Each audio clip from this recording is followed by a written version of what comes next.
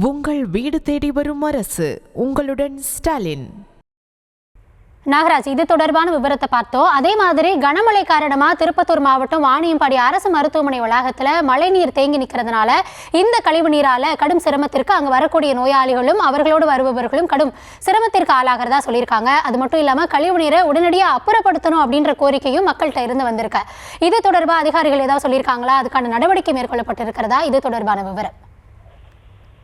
வாணியம்பாடி நிச்சயமாக கௌதமி, வாணியம்பாடி அரசு மருத்துவமனை வளாகத்தில் மழைநீர் தேங்கி நிற்கும் கழிவுநீர் மருத்துவமனைக்கு வரும் நோயாளிகள் கடும் அவதியாகினர்.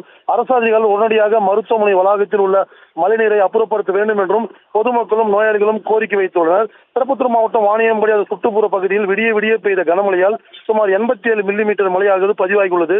வாணியம்பாடி அரசு மருத்துவமனை வளாகத்தில் மழைநீருடன் கழிவுநீர் தேங்கி நிற்பதால் மருத்துவமனைக்கு வரக்கூடிய நோயாளிகள் பொதுமக்களும் கடும் அவதியடைந்தனர். மருத்துவமனை வளாகத்தில் அருகே உள்ள கால்வாய்கள் முழுவதும் ஆக்கிரமிப்பு செய்யப்பட்டுள்ளதால் கால்வாய்க்குள் தண்ணீர் வெளியேற்ற முடியாமல் நேரடியாக மருத்துவமனை வளாகத்துக்குள்ளே வருவதால் தற்போது மருத்துவமனை வளாகம் முழுவதும் மழைநீருடன் கழிவுநீர் தேங்கி நிற்கும் போல் காட்சியளிக்கிறது. பலமுறை பொதுமக்கள் இது குறித்து புகார் அளித்துள்ளனர். புகாரின் பேரில் வாணியம்பாடி நகராட்சி மற்றும் வருவாய்த்துறையினர் மற்றும் வாணியம்பாடி சட்டமன்ற உறுப்பினர் செந்தில்குமார் ஆகியோர் ஆய்வு செய்து அதிகாரிகளுக்கு உத்தரவிட்டு உடனடியாக கழிவுநீர்களை வெளியேற்றப்பட வேண்டும்.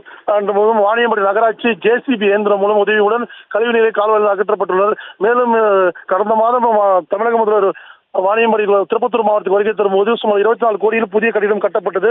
அந்த புதிய அரசு மனையில் கட்டப்படக்கூடிய செல்லக்கூடிய சாலையிலே இதுபோல கழிவுநீர் தேங்கி நிற்பதால் பொதுமக்களும் மற்றும் நோயாளிகளும் கடும் அவதியடைந்தனர். உடனடியாக நடவடிக்கை எடுக்கப்படும் என்றும் கோரிக்கை வைத்துள்ளது. கோவிட்டி, நோய் தடுப்பு மையமாக இருக்க வேண்டிய மருத்துவமனையை தற்பொழுது நோய் பரவும் இடமாக மாறியிருப்பதாக மக்கள் குற்றச்சாட்டை முன்வைத்திருக்கிறார்கள். உங்களுடைய கள தகவல்களுக்கும் நன்றி நாகராஜ். உங்கள் வீடு தேடி வரும் அரசு.